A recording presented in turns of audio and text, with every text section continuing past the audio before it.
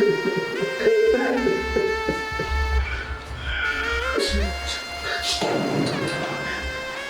Noble ভাই, আপনি কাঁদছেন কেন? স্যার, আমাদের সর্বনাশ হয়ে গেছে স্যার। কেন, কি হয়েছে? নীলা ম্যাডামে 50,000 টাকা দিয়েছিলাম হাসপাতালে পাঠানোর জন্য আমার মায়ের অপারেশনে। এখন সে পাঠায়নি, অস্বীকার করতেছে। আমি নাকি তার কিসের টাকা দিচ্ছি। মাই গড, 50,000 টাকা আপনি আপনার মায়ের অপারেশনের জন্য দিয়েছেন নীলাকে? জি স্যার। অস্বীকার করছে? জি জি। কি বলে এসব? নীলা তো এমন মেয়ে না। স্যার, আমি যে বেতন পাইতাম এখান থেকে প্রতি মাসে একটু একটু করে সঞ্চয় করতাম। আমি জানতাম আমাদের অপারেশনের সংসার কখন কোন বিপদ আসে না আসে বলা তো যায় না। হঠাৎ করে আমার মায়ের অপারেশনের জন্য এই টাকাটা দরকার ছিল, কিন্তু ম্যাডাম তো মুখের উপর অস্বীকার করে দিচ্ছে স্যার। এখন আমি কি করবো আমি জানি। আপনাকে কিছু করতে হবে, আমি দেখছি। জি স্যার।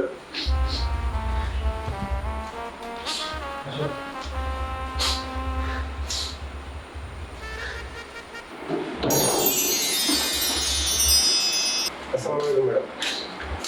ম্যাডাম আপনার সাথে একটু কথা আছে। কি ব্যাপারে নামু, কি বলবা? এই যে এই টাকা একটু হাসপাতালে পাঠিয়ে দিবেন, আমার মা খুব অসুস্থ তো। এই টাকাটা পাঠালে আমার মায়ের অপারেশন হবে। 50,000 টাকা? আচ্ছা নামু, তোমার মা অসুস্থ ঠিক আছে, কিন্তু 50,000 টাকা কোথায় পেলা? আমার বেতনের টাকা। আমার বেতন তো 50,000 টাকা, তোমার কিভাবে সম্ভব? না, আসলে হয়েছে কি ম্যাডাম, আমি প্রতি মাসে একটু একটু করে জমাতাম। যে আসলে কখন বিপদ আপদ আসে এটা তো আসলে বলা যায় না।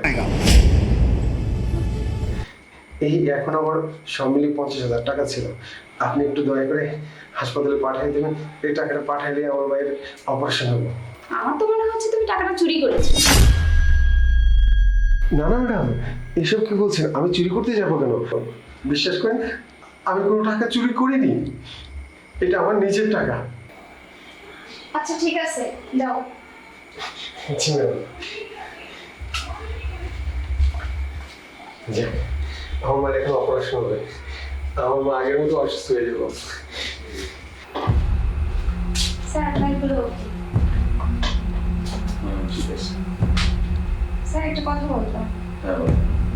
এই মাসের বেতনটা এখনো হয়নি আমার। কেন, বেতন তো দেওয়া হয়েছে। হয়নি স্যার।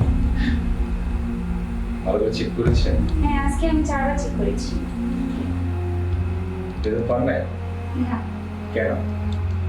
এনামুল সাহেব আপনাকে 50,000 টাকা দিচ্ছে না? কি অবাক হলেন?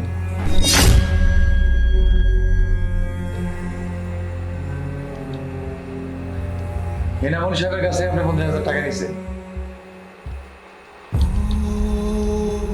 ওইটা আপনার বেতন।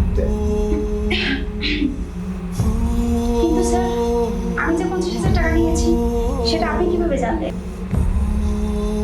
আমি কি করে জানলাম? আসসালামু আলাইকুম ম্যাডাম। আরে লাঞ্চের পরে এসে একটু বসছি, আর এসে কি শুরু করছে? আচ্ছা কি বলবো বলো।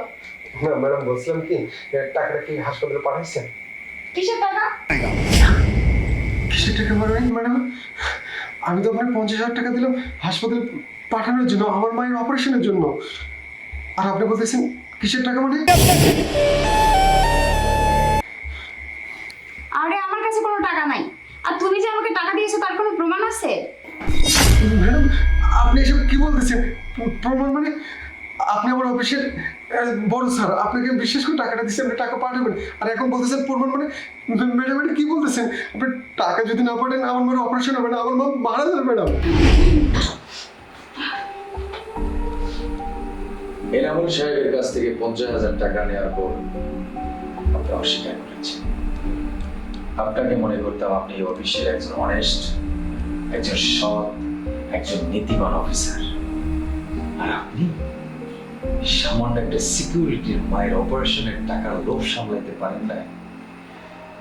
লোকটা এই টাকার শোকে তার মায়ের চিকিৎসা হবে না এই শোকে ফ্লোরের মধ্যে পড়ে গড়াগড়ি করে কাঁদছে। কত বেতন পান জানি? 50,000 টাকা। এই লোকটা কত পায় জানে? মাত্র 10,000 টাকা। এই 10,000 টাকার মধ্যে সাজিয়ে গুছিয়ে ভবিষ্যতের জন্য মানুষের ফ্যামিলিতে যদি কোনো রোগ ব্যাধি বাসা বাঁধে তার জন্য জমা দিয়েছে। সেই টাকাটা তার কাছে কোনো অ্যাকাউন্ট নেই, তার কাছে কোনো অ্যাকাউন্ট সেভ নেই। টাকাটা যদি পাঠায় অন্য কোথাও যায় তাহলে মায়ের চিকিৎসা হবে না বলে আপনার কাছে টাকাটা দিচ্ছে। আপনি সেটাকে গ্রাস করেছেন। আপনাকে লাস্ট ওয়ার্ড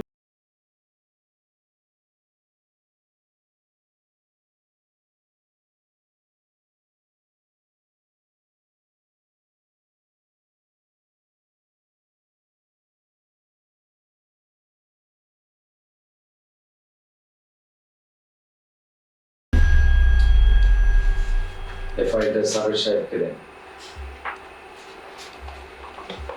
ননসেন্স। এদের কত টাকা লাগে? মাসে 50,000 টাকা বেতন, তারপরও সিকিউরিটি টাকার প্রতি এদের লোভ।